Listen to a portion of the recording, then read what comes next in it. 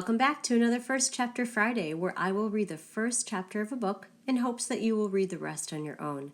This week's book will get you in the spirit of Halloween. It's a story called The Peculiar Incident on Shady Street by Lindsay Curry. This book is another title on the Illinois Reads list. It is written by an Illinois author and is one of the 6 books for grades 3 through 5. Please enjoy the suspenseful mystery about a girl named Tessa who moves to Chicago from her sunny home in Florida. She is homesick, but her homesickness turns to icy fear when unexplainable things start happening in her new house. Things like flickering lights, mysterious drawings appearing out of nowhere, and a crackling noise she can feel in her bones. With the help of 3 new friends, Tessa begins unraveling the mystery of what happened in the house on Shady Street, and more importantly, what it has to do with her. You can find this book on Destiny Discover. It's an audiobook that you can listen to. Please enjoy the first chapter. Tantor Audio, a division of Recorded Books, presents The Peculiar Incident on Shady Street by Lindsay Curry, narrated by Heather Wynn. 1. Hi, Rachel. I can't believe they're making me do this. We're in the van already, and it isn't even light outside. I begged them to change their minds, but they said Dad's new job is important to him, and that families should support each other, not make each other give up the things they love. I don't even think they're listening to themselves, or they wouldn't have made me give up Florida. And you.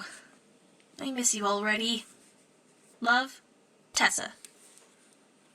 Rain batters the windshield of our ancient minivan, the wipers furiously working to keep the glass clear. City lights fade to a blur in my tired eyes. We left Fort Myers on Thursday morning.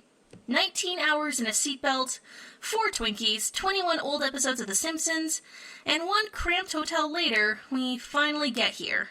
Chicago, the Windy City. My parents keep saying this place is going to be everything we ever needed, but didn't know existed. Whatever that means. Our house was built in the late 1800s, you know, so of course there will be some work to do.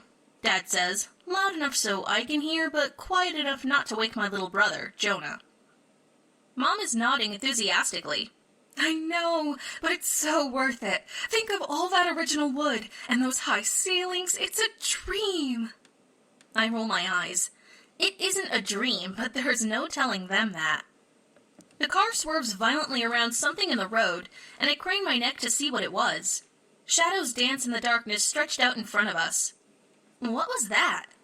Just a limb in the road. Everything's fine. We're almost there, Dad says in that voice he uses when he's trying to lighten the mood. You okay back there, honey? I look up, but can't see his expression in the rearview mirror. I'm kinda glad. If I could see it, he'd probably look wild and excited like he always does when he talks about moving here. About his new job. Given that I just left behind my best friend, Rachel, a 7th grade year that was going to be amazing, and my favorite drawing class, I'm not too interested in seeing that look right now. I'm fine, just a little nervous. We're going to get there okay, right? I ask, as another small branch pings off our hood. Leaves are pinwheeling frantically through the air and landing on our windshield in a disgusting, wet mess. Of course we are, Tess. This is just a fall thunderstorm, Dad answers, leaning forward even more. Nothing like hurricane season back in Florida. Remember all the times we almost evacuated? I nod, but stay silent. Truth is, we did almost evacuate a lot, but we never actually had to. It was warm there, too. Like the sun followed you around just to kiss the tops of your shoulders and lighten your hair. Based on the few times we visited here to house hunt, I know it feels different. Colder. Mom reaches back, looking for me in the darkness. I grab her hand, even though I still feel angry. Deep down, I know it isn't her fault. It isn't anyone's. When the Chicago Symphony Orchestra comes calling with an opportunity, you answer. And my dad, the best violinist in all of Florida, was the guy they called to audition when the first chair opened up. I glance at Jonah, who is still sound asleep in his car seat. Both of his arms are wound tightly around Reno, the wooden ventriloquist dummy he refuses to go anywhere without. I hate the way Reno looks at me, like he's watching me. Beady eyes, circus clothes, and a shock of black hair glued to wood. Ugh. Jonah settles deeper into his car seat and lets out a soft moan. I have no idea how he's sleeping through this disaster, but for a minute, I wish he weren't. Maybe if he started crying, Dad would stop the van. Maybe if he threw up, we could at least slow down a little. Maybe. Dad sighs. It's taken us an hour since we hit the city limits, but according to my GPS, the house is just around this corner. This looks familiar, right, Lily? Well, it obviously looks different in the dark, but I think so, Mom answers, a nervous laugh escaping her lips. Mom is the most positive person I know, but I think she's just as scared about this move as me. Maybe even more. I get it. I have no idea how she'll sell her paintings here, or if she even can. There aren't any tiny seaside art shops or nautical boutiques here, and I can't imagine people in Chicago paying big money for pictures of seagulls and turtles and waves.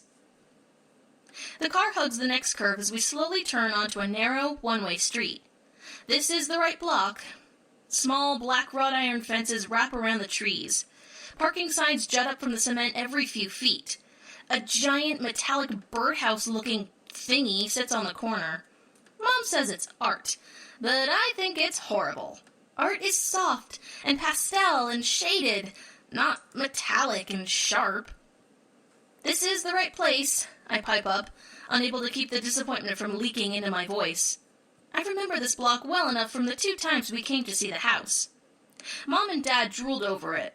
I smiled when I felt like crying because, although my parents are excited, I know they feel guilty for dragging Jonah and me here. I can see it in the looks they give each other when they think I'm not paying attention. I might miss Florida and all, but I don't want them to feel bad. Life happens, or so the bumper stickers say.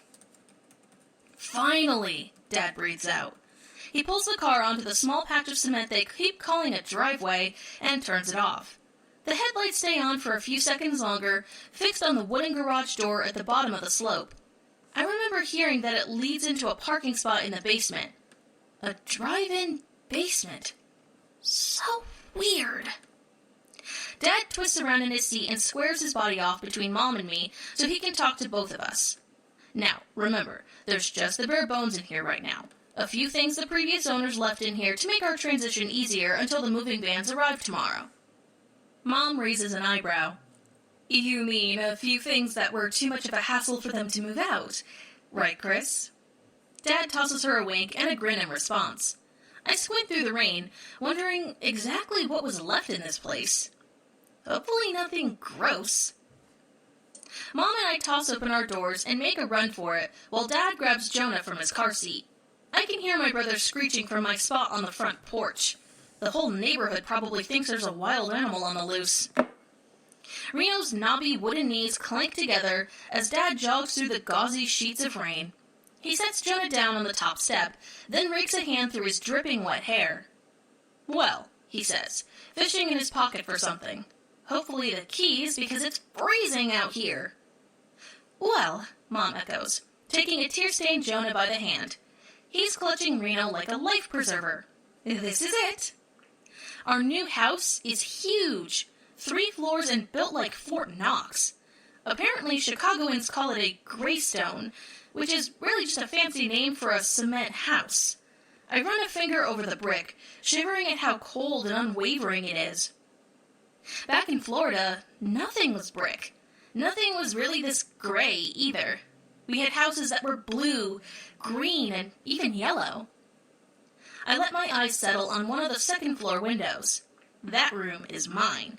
Mom picked it out during the house tour, started talking crazy fast about decorations and colors and how much I loved the view. All I saw then was an old room with warped wooden floors and cracked paint. All I see now is ugly gray brick and the dark, gaping eye of a window. It's watching me, this house, waiting to swallow me whole in its cobwebby corners and creaky closets. I hope you enjoy it, and I hope you finish the rest on your own.